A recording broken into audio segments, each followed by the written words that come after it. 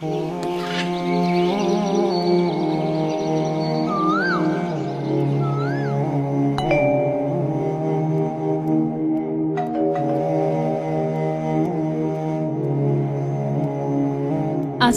আলাইকুম খালামুনি। ওয়ালাইকুম আসসালাম। কি সৌভাগ্য আমার, এ আমি কাদের দেখছি?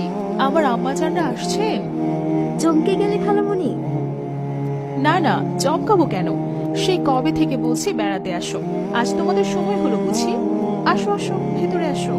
আমি রুবাইয়া আর আলিফকে ডেকে দিচ্ছি। কে এসেছে আম্মি জান? ও আলিফ, তুমি এসে পড়েছো। দেখো তোমার খালাতো বোনেরা এসেছে। এসো, সালাম দাও। আসসালামু আলাইকুম নিশা আপু, সোফিয়া আপু। ওয়ালাইকুম আসসালাম। কেমন আছো আলিফ? আলহামদুলিল্লাহ ভালো আছি। কি ব্যাপার আলিফ, তুমি আমাদের দিকে না তাকিয়ে নিচের দিকে তাকিয়ে কেন কথা বলছো? না মানে, তোমরা এরকম অদ্ভুত ভাবে সেজে গুজে এসেছো কেন? আমি বেপর্দা মেয়েদের দিকে তাকিয়ে কথা বলি না। কেন, আমরা কি পর্দা করিনি? দেখছো না আমরা বোরকা পরে হিজাব পরে এসেছি। এগুলোকে পর্দা বলে না আপু।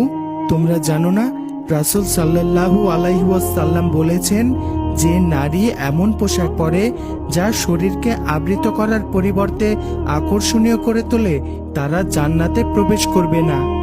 এই বোরখায় তোমাদের শরীর আবৃত হয়নি, তা কি তোমরা দেখছো না? তোমরা সঠিকভাবে পর্দা করছো না।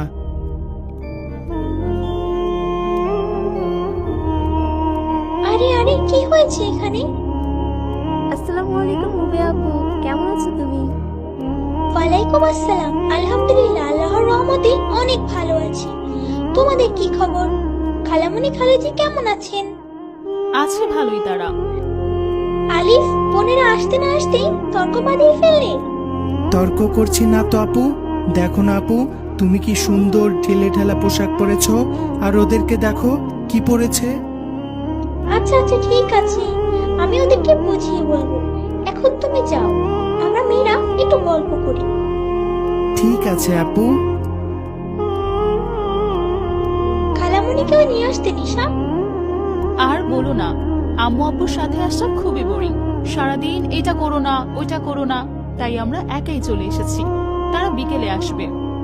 এভাবে বলতে হয় না সোফিয়া। আর আলিফ যেটা বললো সেটা সত্যি ভাবার বিষয়। আপু তুমিও? ভেবেছিলাম তুমি অন্তত ওদের থেকে স্মার্ট। এটা স্মার্ট আনস্মার্টের কথা না, বলে না আমার। আমরা মুসলিম নারী, আর পর্দাই আমাদের পরিচয়। আমাদের দেহ আমাদের জন্য খুবই গুরুত্বপূর্ণ নিয়ামত, আর এই দেহ প্রদর্শন